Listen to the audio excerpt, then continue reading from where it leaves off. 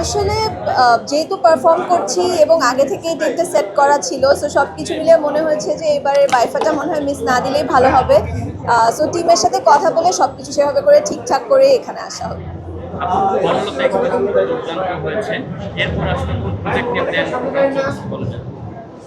ইতিমধ্যেই নিশ্চয়ই আপনারা জেনে গেছেন যে আমি রকস্টারে আমাদের মেগাস্টার শাকিব খানের সাথে আছি। সো আমাদের সেটা শুটিং চলছে, ঈদুল আজহায় আসবে। সো আশা করব যে আপনারা সাথে থাকবেন। টিজার তো আসলে প্রকাশ পেয়েছে, টিজার প্রকাশ পাওয়ার পরে আসলে দর্শকের অনেক উন্মাদনা প্রকাশ পাচ্ছে, সেই জিনিসগুলো দেখতে আসলে কেমন লাগছে? খুবই ভালো লাগছে, কারণ আমার কাছে মনে হয় রকস্টার একদমই নতুন একটা শাকিব ভাইকে উপহার দিবে আমাদের সবার কাছে, অডিয়েন্সের কাছে, এবং উনি অনেক হার্ডওয়ার্ক করেছে এই কাজটার জন্য।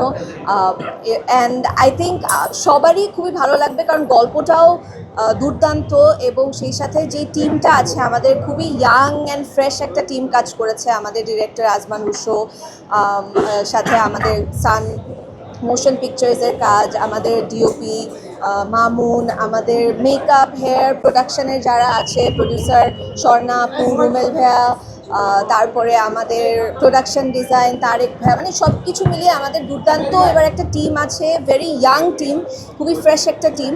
সো আশা করি দর্শক সেইটার একটা রিফ্লেকশন দেখতে পারবে পর্দায় এবারের ঈদে। সাকিব খান তো প্রিন্সের পরের দিনই আসলে চলে গেছিল মালয়েশিয়া, সেক্ষেত্রে আসলে এই যে ডেডিকেশন কাজের প্রতি, এই জিনিসগুলো ওনার সাথে পরপর আপনি দুইটা প্রজেক্ট কাজ করতেছেন, আসলে কেমন দেখছেন? খুবই এটা ভীষণ ইন্সপায়ারিং। আমি সবসময় বলে এসেছি যে ওনার কাজের প্রতি ডেডিকেশন বা কাজের প্রতি যে নিষ্ঠা, সেটা আসলেই সত্যি আমাদের মতো আর্টিস্টদেরকে ভীষণ ইন্সপায়ার করেন। এবং শুধু চলে যাওয়াই না, উনি আসলে পুরো রকস্টারে নিজেকে এমনভাবে ভেঙেছেন বা নিজের প্রতি এমন অ্যাটেনশন দিয়েছেন যে ক্যারেক্টারটাকে যতটুকু মানে বেস্ট করা যায়। সো সব কিছু মিলিয়ে সেটা আমাকেও ইন্সপায়ার করেছে যেন মীরা ক্যারেক্টারটাকে আমিও আপনাদের সামনে একদম বেস্ট একটা ক্যারেক্টার উপহার দিতে পারি। সাকিব খানের সাথে কাজ করার মানে আসলে অভিজ্ঞতাটা কেমন ছিল রকস্টার? খুবই ভালো ছিল। আবারও আমার কাছে মনে হয় যে শাকিব ভাইয়ের সাথে কাজ করার এক্সপিরিয়েন্স সবসময় দুর্দান্ত হয়, এবং এর আগে তাণ্ডবেও কাজ করেছি, যদিও আসলে সেটা কিছু মানে কম দিন ছিল, খুব বেশি দিনের শুটিং ছিল না। এবার রকস্টারে একটা দীর্ঘ সময় ধরে শ্যুট করেছি।